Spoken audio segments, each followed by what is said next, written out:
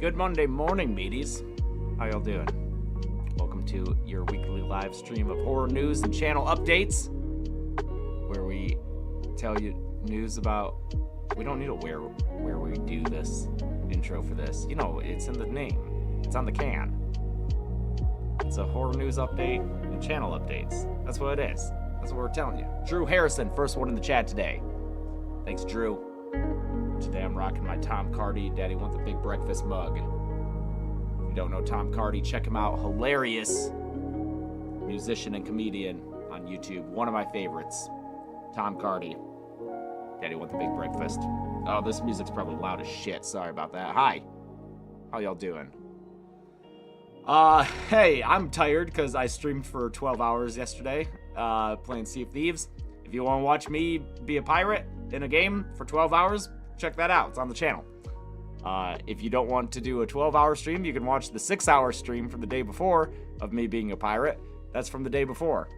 It was a community weekend for Sea of Thieves. So did I play 18 hours straight? Not straight, 18 hours total of that game over the weekend? Yeah, I did that. Let's get to the news. Jurassic World, the new one, has a new director attached, getting in there. Gareth Edwards. Universal is determined to have this movie come out on July 2nd, 2025. That's what they want. When David Leitch couldn't do it, they were like, all right, we're going to find someone who can. And apparently it's going to be Gareth Edwards. So Gareth Edwards recently made The Creator, which I really wanted to see. I never saw it, though. But he also did Rogue One, which is, I think most people would agree, has a lot of cool action elements, especially the last third of it. So, you know, a lot of people, including myself, feel that committing to this release date might be too soon. That's a year and a half, not even, to make a movie from the script stage. I don't think they have a final script, so they're gonna have to finish writing it and then film it, and then the post-production for a Jurassic World movie is crazy. But this will be a new start to the Jurassic World franchise without Chris Pratt or Bryce Dallas Howard or any of the legacy characters. But I believe the reason they're holding on to that release date is just for the Universal doesn't have anything coming out right then, and 4th of July weekend is a big weekend for film releases, so they want to capitalize and have a big release, because, I mean, again, all the Jurassic World movies have made $1 billion, all of them, including Dominion, which I still have not seen yet, but as much as people complain about it, it made $1 billion, so they obviously want to get another one out on a big weekend, so that's why they're adhering to it. We'll see what happens. Beetlejuice, from Fangoria, Beetlejuice, which is the second Beetlejuice movie, coming out in September. Apparently, and I've said this before, because I've heard this before, apparently it's going to stick to mostly practical effects, which is really exciting to hear. I think an editor is trying to get on this computer to use it, to edit, but nope. You can do it in a half hour. This is the editing computer that my editors, like, remotely log into to work, so that it's connected directly to the server that lives in my house. Yes, Beetlejuice with Michael Keaton returning to the role of Beetlejuice. A lot of other returnees, including Winona Ryder and Catherine O'Hara. And then, of course, Jenna Ortega will be in there, since it's a Tim Burton movie. She's worked with him on Wednesday and will be playing Winona Ryder's daughter, which makes sense to me.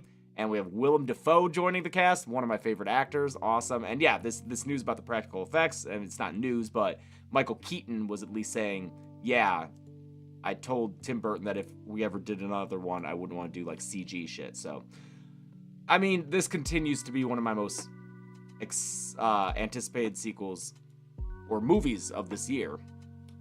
If you haven't watched the first Beetlejuice, or if you haven't watched it since you were, like, a kid, and you're like, oh yeah, I know Beetlejuice.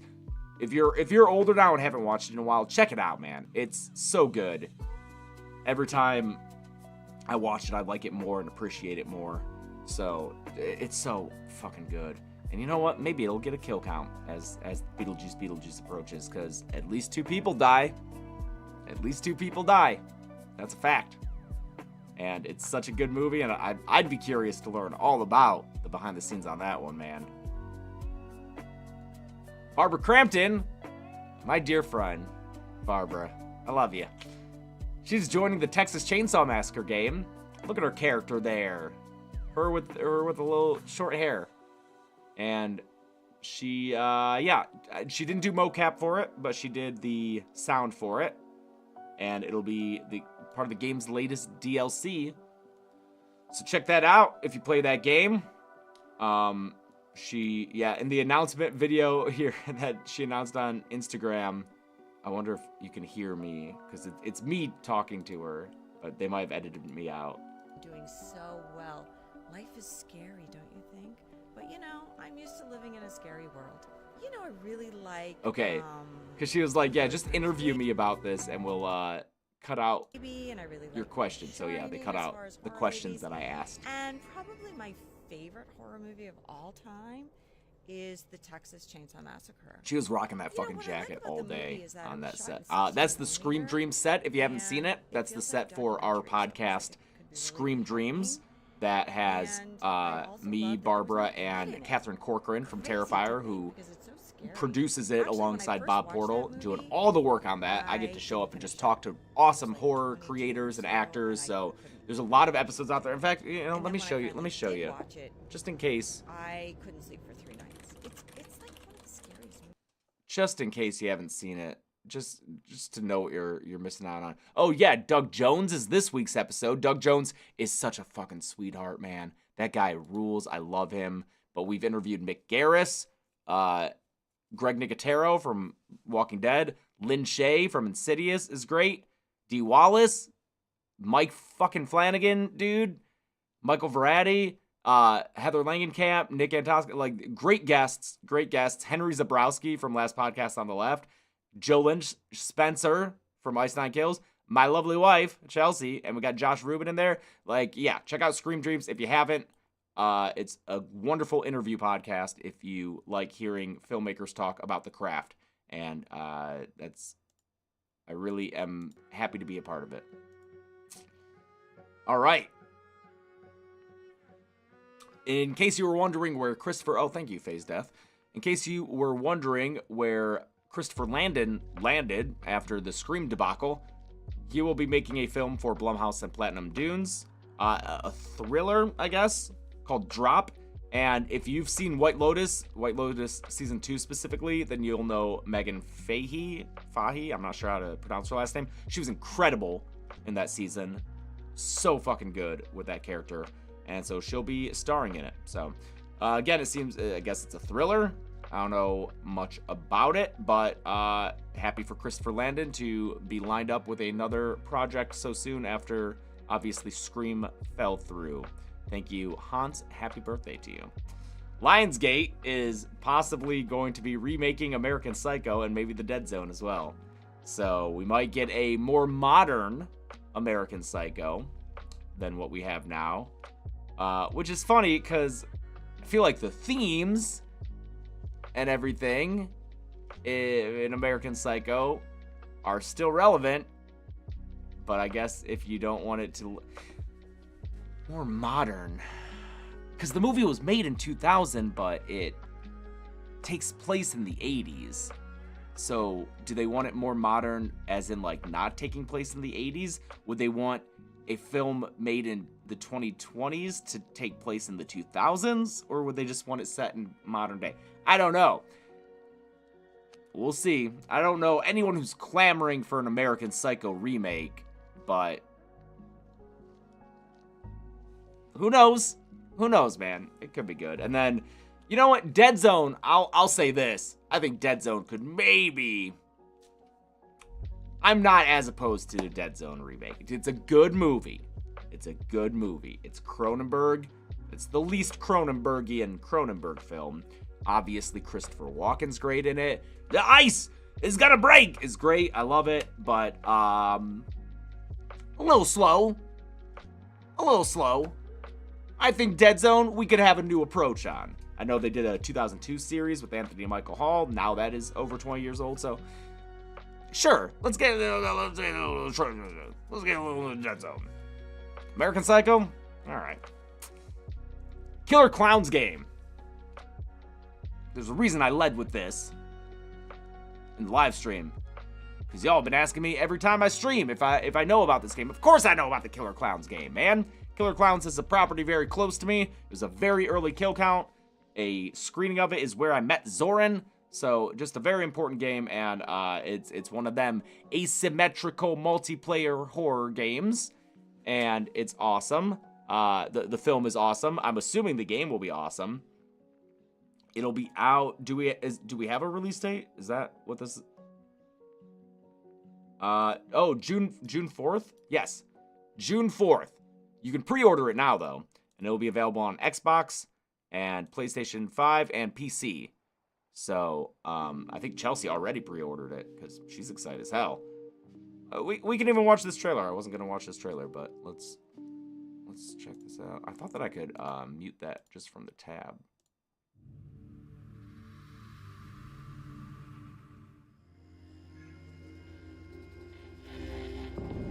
Wesker Newton, your truth bombardier here. We got us a kind of a clown invasion I thought only happened in Nevada deserts.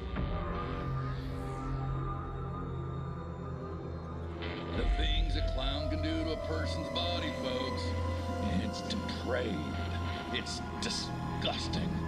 And oh, I love that room looks just like the room where Debbie gets abducted. They got big shoes for a reason, folks. Oh, the sounds are so nostalgic. Those fucking clown noises. Bastards can hear you coming a mile away. Teamwork is life, amigos, and you have to stay alive to win. Hell yeah! So, you know, very Dead by Daylight style. I think the clowns have to put the humans in cotton candy cocoons, capture them. The survivors have to find a way to get out. It'll be a 3-on-7 game mode. 3 clowns versus 7 people. Give those real clown wives a nose job. Gotta, yep, bust the nose just like in the movie to kill them. Clowns are here. Clowns are They gotta have the punching the head off, knocking the block off. You love the soundtrack to the movie? Yes, John Massari, the composer of the film and a good friend of ours, is doing music for the game as well, and it's being executive produced by the Kyoto brothers, who are also, you know, obviously the creators of the game. So it's got a lot of love going into it, along with the original creators. So I'm excited to see how that pans out. Janelle Mon&aacute will be starring and producing in a film that Akela Cooper is writing, which I'm so excited about. Akela Cooper, as she wrote Malignant and Megan, which are just two wonderfully campy films. I love her work. And Janelle Mon&a is... Janelle Mon&a is one of those artists where I'm like, I was a little bit ahead of the game, at least as far as like the mainstream appeal, because I've been listening to her since 2010's The Archandroid came out.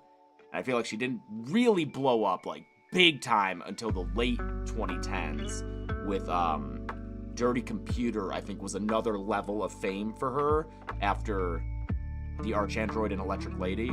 Archandroid is an amazing album. God, that may be a top 10 album for me. It's fucking incredible. Go listen to that if you haven't. It's described as psychedelic soul. It's like soul music, very inspired by Fritz Lang's Metropolis. It's just Afrofuturism kind of feel to it. I guess kind of like maybe Black Panther movies. Just a very cool aesthetic to it. And obviously she moved into acting with Glass Onion, where it's so funny. You watch Glass Onion and you think maybe is Janelle Mon&a doing a weird acting choice? And then later it's like, oh no, this is brilliant, and it makes all the sense in the world. Glass Onion, fantastic. She's in Moonlight, Hidden Figures, which was Oscar nominated. She's in Antebellum, which is not my favorite movie, but I love her. I love Janelle Mon&a. I wish the best for her, and I can't wait for her to be in a film. It's based on the short story Don't Look by Colin Bannon, who I'm not familiar with, but apparently this guy has sold a bunch of his short stories recently.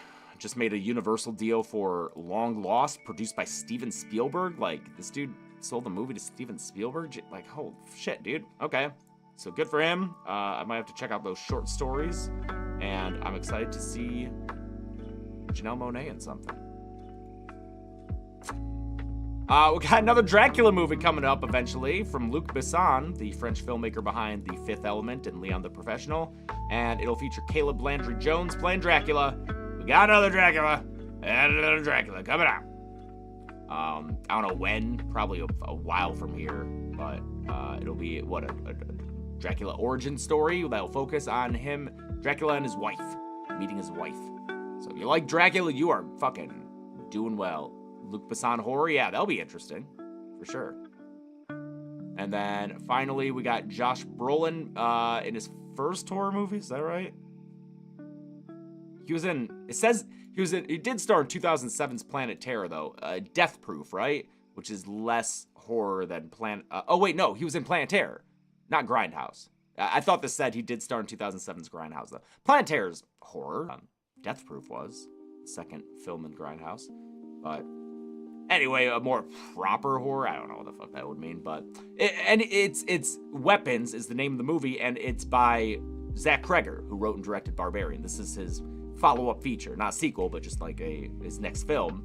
And, yeah. So, if you liked Barbarian, then get excited for Weapons. It was supposed to star Pedro Pascal, but he can't do it because Marvel, so Josh Brolin's stepping in. His dad was in Amityville Horror, which is going to be in production Tales from Hell. All right, so that's the news, and we got 2 trailers to watch. And I have not watched them, like always. I saved my first watch to be with all of you, so I think that's real nice. This first one is called Something in the Water. I'm not going to read all of this or any of it. I'm just scanning for names because I like to watch things without knowing what's going on and then just kind of learn along the way. So let's see what this is all about. Take a deep breath.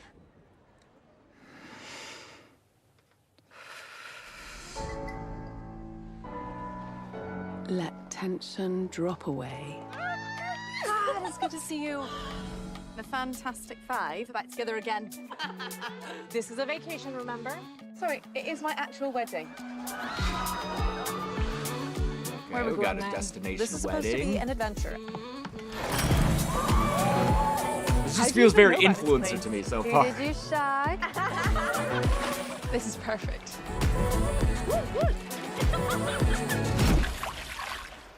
Ruth?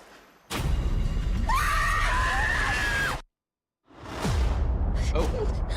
This is shy. There's no signal. Oh, is this like a survival horror film? Stop the boat! Is it Preacher? I don't know. What do we got? Uh-oh. Hole in the boat. Gotta plank that. Are we gonna sink? I can't swim. I just need to hold on. We can do this, right? Oh, it's a shark movie. Take a deep breath. Sloane's dead. I'm so sorry this is happening. Draw awareness to the ground underneath Oh. your feet. Down to 2 in Someone this needs to shot. swim for help. I don't know if I can do this much longer. Notice any anxiety. Exhale and allow it to release. Hungry, are you? Come on, then, you bastard. Deep breath. Deep breath. Deep breath. Repeat to yourself, I am safe. All right, shark movie. Okay. Sometimes, sometimes you get... I never judge a movie by a trailer, honestly. Yeah, that's in my recommendations. I'm not gonna watch it again. I've watched it enough, YouTube. Thank you. All right. Yeah, because I would have never expected to love like 40 meters. Is it 42 meters down? 40 meters down? What's it called? Anyway, yeah. That was great. That was a great movie. So, who knows? This could be cool. 47 meters down. I got the meters down wrong. Oh, if it was only 42, they'd be fine. Sorry. It's that extra 5 meters that really fucking fucks you up. All right, and then this one is T-Blockers. Less than 1,000 views. I don't know where Ben found this. Ben, by the way, brand manager and producer Ben, is the only reason these live streams happen. So thank you, Ben. Weekly thanks to Ben for cultivating and finding all of these news items for me to read to all of you. Thank you, Ben. He also writes the sponsor segments for Kill Count, so does great work. Actual fuck. Big date. This is my first time going on a date since I started presenting. This is a first-time writer-director who's 18 years old, apparently. She had a date with a chaser. Okay. She had no right rejecting you like that. They should know their place. Got some slime. What is it, another alt-right circle jerk? Every skinhead and incel in town is running around with a tiny little heart on.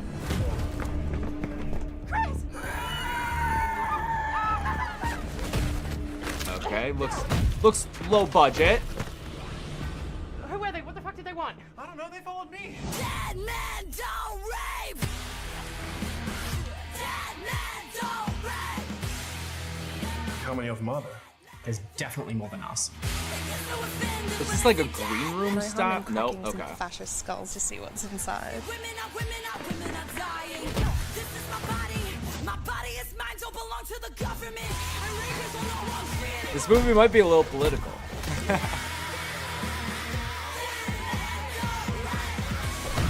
We get lots of slime.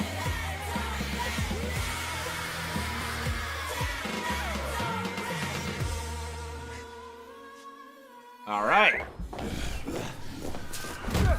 Never fuck with queer filmmakers.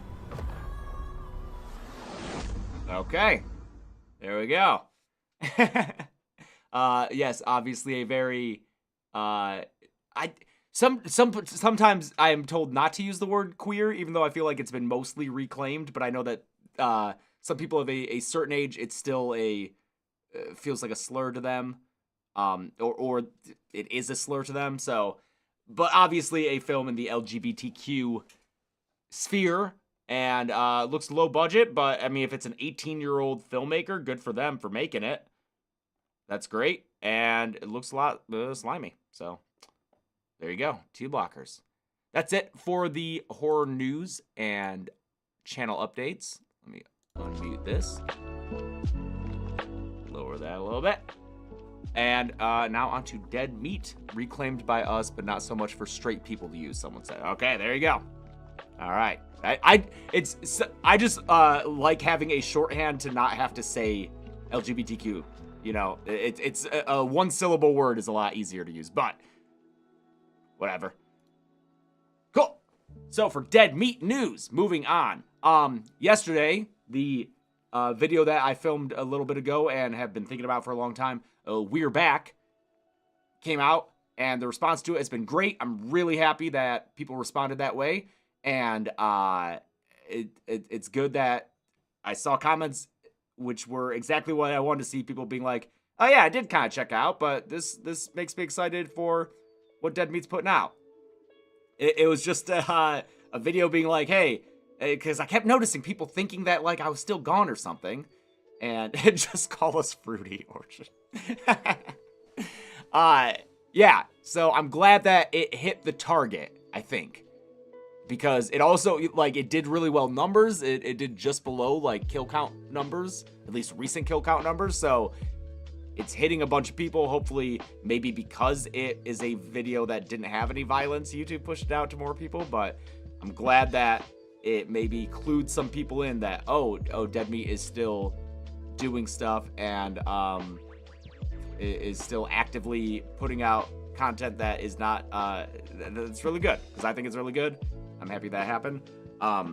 Speaking of which, on Friday was the From Dusk Till Dawn kill count. So if you haven't seen that, check that out. Classic movie. A classic cult film. Written by Quentin Tarantino. Directed by Robert Rodriguez. Very good stuff. A lot of people were really excited to see that on the kill count. So I'm happy to have seen those comments too.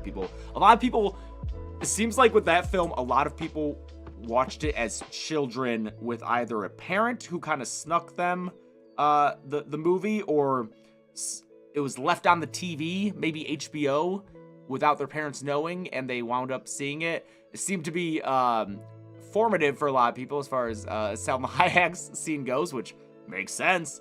If I had seen that as a kid, I would probably also very much remember that scene. So great movie. I think a great kill count, and I really liked the response in the comments from it. This Friday is a kill count. I'm not gonna say what it is. We're gonna keep it a surprise. Because we might run into issues with it, and if we do, I don't want to have made a promise and then have people upset that it's not out. I don't want to deal with that. I don't want to be like, here's this fucking kill count coming out, and people being like, yo, where's that fucking kill count you said was coming out? And I'll be like, it's out of my hands. And I can't make another update video. I just made an update video. I can't keep giving you update videos. So, in fact, we're going to keep it so under wraps that patrons, we're not going to have the early release on Thursday. I'm so sorry. In the fine print, not even the fine print, in the regular print on Patreon, it says, when possible, we will have the early release. We're just going to say it's not possible for this one. I'm sorry. It'll come out Friday. Everyone will see it Friday, 6 a.m. Pacific. Kill count. Hopefully. Hopefully no problems. I'm not even getting hints, man. Just get excited. You'll see. You'll see what's up. Next Friday, we begin our 5-film franchise. So maybe I should just give you that then. Even though 2 of those movies in the franchise are in a similar boat of, I hope these can come out and that there's not a problem. Sure. This Friday will be a surprise. Next Friday, which is, let me check the date on that. Hold on. Hold, please.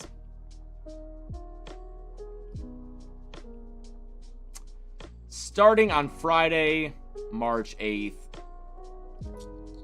I mean, so many of you already guessed it. We're finally doing the Hannibal series. Manhunter on Friday, March 8th. Manhunter rules, guys. Manhunter is not very, very much a horror film. It is a crime movie, a thriller, and I probably wouldn't have covered it if I didn't include it way back when in that fucking poll, but I said that I would. But then I watched it, And I was like, dude, fucking Manhunter fucking rules. I love it so much. Chelsea and I are obsessed with that movie. It's definitely a more kind of art house style film than Silence of the Lambs or Hannibal, but Manhunter fucking rules. So in the kill count, I compare it to Mandy. It's not that trippy or psychedelic, but it's another movie that's just like fucking vibes, dude. It's just like long, beautiful shots, amazing soundtrack to just like listen to, and you just watch police figure stuff out, and just like detectives like figure stuff out. So it's a vibes movie, and I love it. Great end sequence with In-A-Gadda-Da-Vida. Yeah, it's by Michael Mann, who directed Heat. Check it out ahead of the kill count on March 8th. And then we'll get into Silence of the Lambs, Hannibal, Red Dragon, which is it's not a remake of Manhunter, but it is a different adaptation of the same novel, Red Dragon. And then Hannibal Rising, which I've never seen. I still have to watch that. I've only seen Red Dragon once, maybe when it first came out, so I don't remember that at all. That's Ralph Fiennes as the Tooth Fairy, the killer, Francis Dollarhide, in that. So I'm excited to see that. Yeah. Cool. There it is. It's Hannibal. We're living in Hannibal land in March. That'll be coming out concomitantly. I feel like I used that word wrong. That'll be coming out at the same time as the Production Tales from Hell series. Yes, do you see? Mike M. Fish Productions, do you see? I always quote that now. I'm like, do you see? There's a galley in the distance. Do you see? Yes, that'll be coming out on Fridays in March, with Production Tales from Hell coming out on Sundays, our new series hosted by Chauncey K. Robinson and written by her. And we are also going to be providing commentary tracks for the 5 films covered in that series, thanks to our partner, WeTransfer. And so tonight, I think we're maybe watching The Shining with a commentary track, but you'll be able to access 5 free commentary tracks thanks to WeTransfer, who is partnering with us for Production Tales from Hell. And before Production Tales from Hell premieres, because that first episode is out on Sunday, March 10th. Is that right? Yes. The first episode of Production Tales from Hell will be Poltergeist, which has never been covered on this channel before. But it's a seminal horror film, and it's very exciting to have that coming out. Poltergeist for Production Tales from Hell, Sunday, March 10th. But before that, on this Sunday, everyone, mark your calendars, get ready, buy your popcorn, invite your friends over. 7 p.m. Eastern, 4 p.m. Pacific, this Sunday, March 3rd, the 3rd annual Dead Meat Horror Awards, the Prime Rib Trophies. We're doing it again. It's great. I'm so excited for it. We've been working on this for months, obviously, and still didn't start early enough. For this year, we got to start earlier, because these past couple of months have been rough trying to get it ready. During that process of all this work going into it, it starts to weigh on me, you know, and it just starts to, I'm like, this is so much fucking work, and I'm just so sick of thinking about these horror awards and like dealing with them, and like, is it even worth it? It's so much work. And then I start watching cuts of it, and I'm like, God, this fucking rules. I'm so proud of it. Watching the cuts of it just makes me, it just reinvigorated my excitement for it.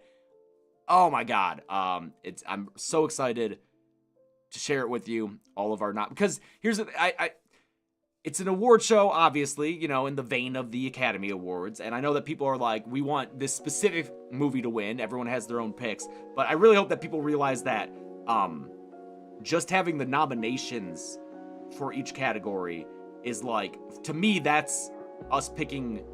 Yes, there's going to be a winner in each category, but having the nominees in each category is the celebration of all of them equally, to me. Because, like, the winner is just the one who the most people on our panel preferred.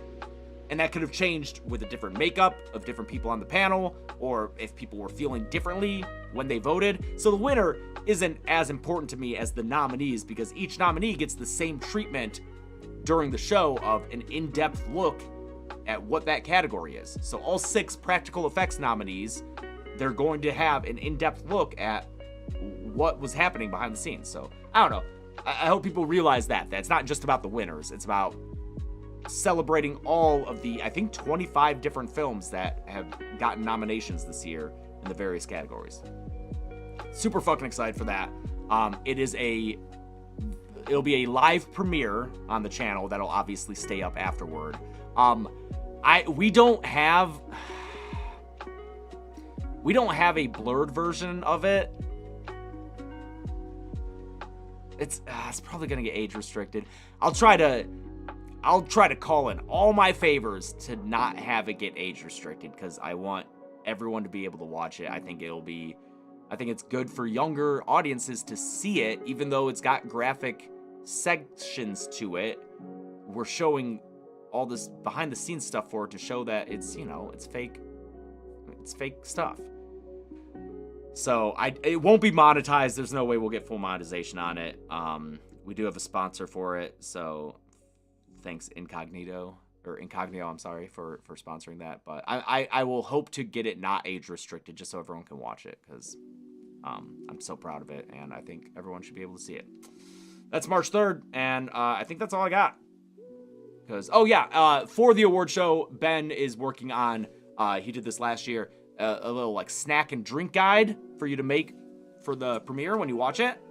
Suggested snacks and drinks with little recipes. And we also need those ballot sheets posted ASAP. But all the nominees are available to see on our social media. We've posted, and on the YouTube community page, we've posted those images with all the nominees on there. So please check them out. Watch as many as you can so you can get mad or ballot sheets going up today. Thank you, Ben. Great. Good work. Watch as many movies as you can so you can get excited and or mad about the nominees that we have in the categories. Will we get the vote distribution for the nominees? No. We're not going to say like, yeah, this one got, 40% of the votes, or this one got like 5 of the 13 votes and that made it win. We're just going to say what the winners were. And there will be a fan vote category, but it already happened, Jason. Sorry. The fan favorite voting happened a few weeks ago. We need to have that shit locked in ahead of time. But I think that's all I got. Tune in Friday, hopefully. And thanks for tuning in today. Always love starting my week this way, and I hope you do too. Thanks, everybody. I'll see you on the next one. Bye.